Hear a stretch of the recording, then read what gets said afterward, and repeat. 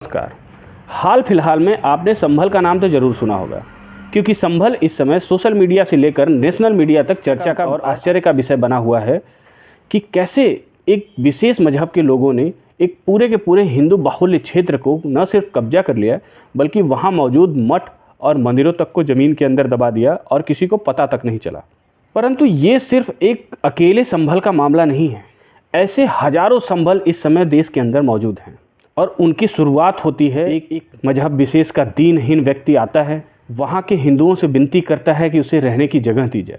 हिंदू तुरंत ही उसे रहने की सारी व्यवस्थाएं दे देता है, उसे फलने फूलने देता है, अपने ही बाज़ार में उसकी दुकान पर से सामान खरीदता है, उसे हर तरह की सुविधा देने का प्रयास करता है। लेकिन उसके बदले में क्या होता है, वो मजहब विशेष का व्यक्ति अपने किसी रिश्तेदार को बुलाता है, वो थोड़ी सी ज़मीन उसको अपने हिस्से से देता है। बाद में धीरे धीरे वो अपने पैर फैलाना शुरू करता है। फिर ऐसे रिश्तेदारों का आने का सिलसिला बढ़ता जाता है, बच्चों के होने का सिलसिला बढ़ता जाता है। फिर वहाँ पे वो मजहब विशेष के लोग पड़ोसियों को परेशान करना शुरू करते हैं। कभी उनके घर में कचरा फेंक देना, कभी उनके दरवाजे पे कोई हरकत कर देना, कभी उनकी बहन बेटियों के साथ कोई हरकत कर देना, क्योंकि वो एकत्रित हैं, मरने मारने के लिए तैयार हैं। हिंदू उनसे लड़ना नहीं चाहता, या कहें वो अपने आप को कमज़ोर महसूस करता है, क्योंकि वहाँ लड़ने वही जाता है जिसे डायरेक्ट तकलीफ़ होती है। लेकिन उसके समर्थन में सामने से जिनका कोई लेना देना नहीं है वो भी खड़े होते हैं। लास्ट में पड़ोसियों के पास कोई चारा नहीं बचता है, या तो वो अपनी ज़मीन उनको बेच के वहाँ से चले जाते हैं, या तो खाली करके ताला लगा के कहीं चले जाते हैं।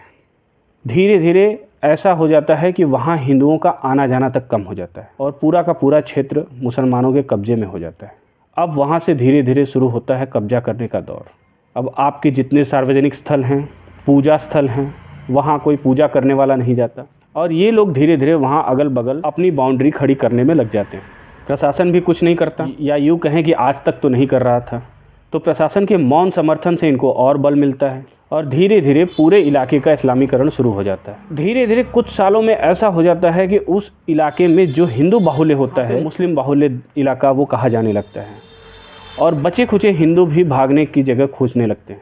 और अगर वो नहीं भाग रहे हैं तो उन्हें भगाने का उपाय किया जाने लगता है। और जहाँ वो पूरा क्षेत्र खाली हो गया, फिर वहाँ के मंदिर क्या, मठ क्या, सार्वजनिक स्थल क्या, सरकारी ज़मीनें क्या, सब पर मुसलमानों का कब्जा। अब आप कभी अगर उठ के जाएंगे भी कि अरे यहाँ हमारा एक मंदिर था, आपको मंदिर के अंदर मूर्तियाँ तक नहीं मिलेंगी। और ऐसे कई संभल देश में ऑलरेडी बन चुके हैं। मुस्लिम बाहुल्य क्षेत्रों में हिंदुओं के जाने की हिम्मत तक नहीं होती है। ये दहशत है उनकी। क्यों?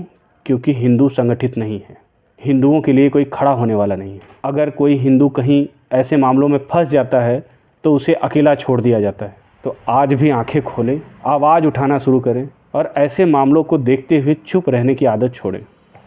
नमस्कार।